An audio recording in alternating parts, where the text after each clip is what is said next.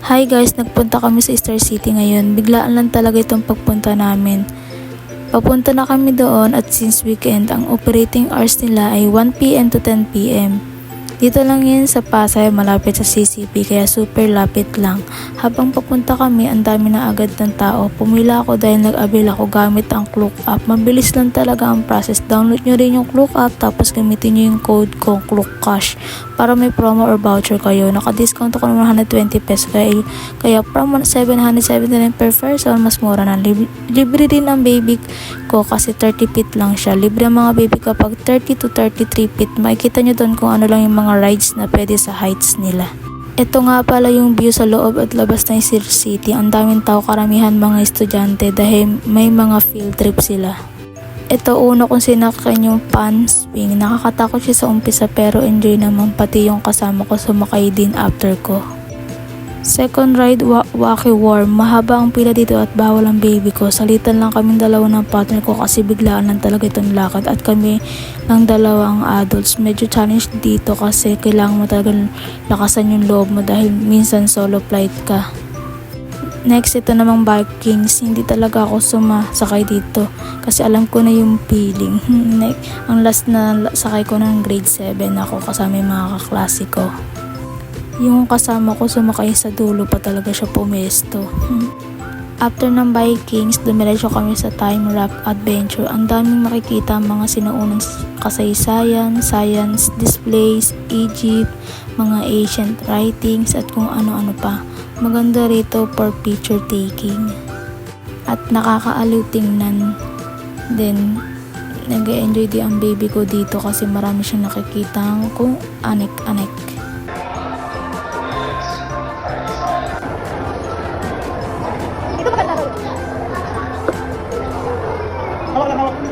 Papasok dyan. Time machine.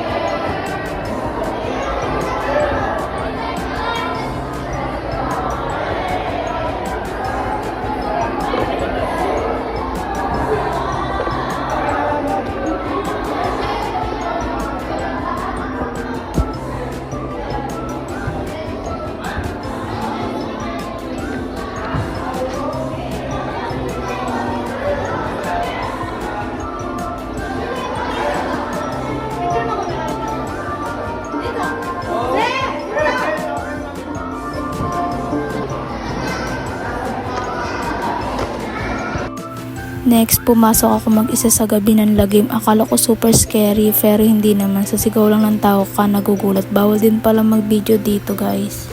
Tapos ito nga, kung naliligo kayo may mapa dito guys. Then ito namang Egyptian spinning coaster. Nakakalo siya, parang inuugahan ka ng todo dito.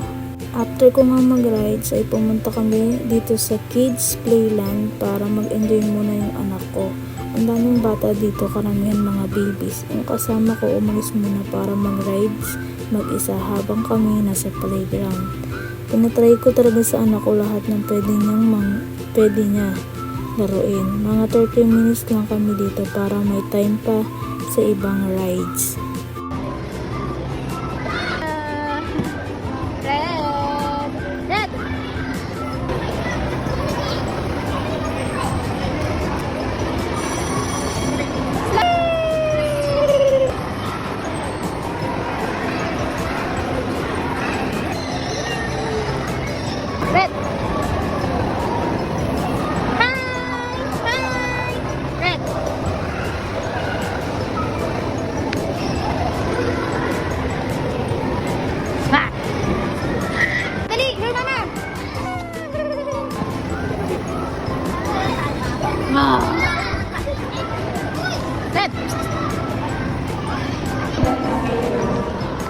talaga. Okay. Okay.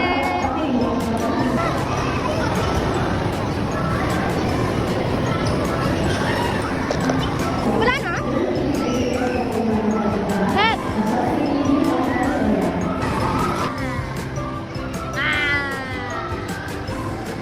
May mga kids din na palaruan dito na nasa labas ng kids playland. Ito namang anak ko pagulong-gulong, hindi ko alam kung anong bakit gusto niya atang humiga dyan.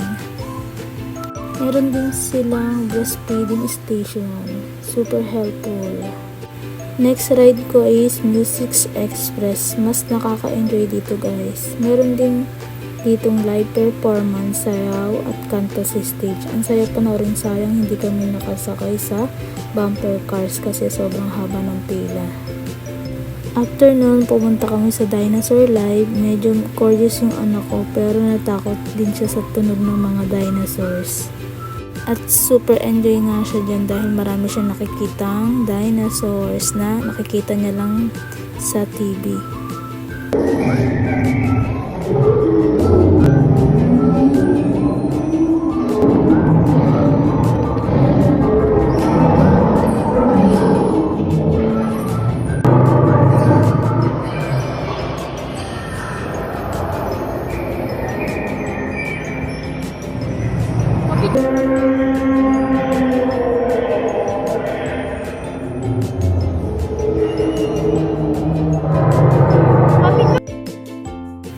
Next naman namin pinuntahan itong Digital Surround Theater. 3D siya at nakakatuwa lang na sa mga bata kasi may under the sea animals dito.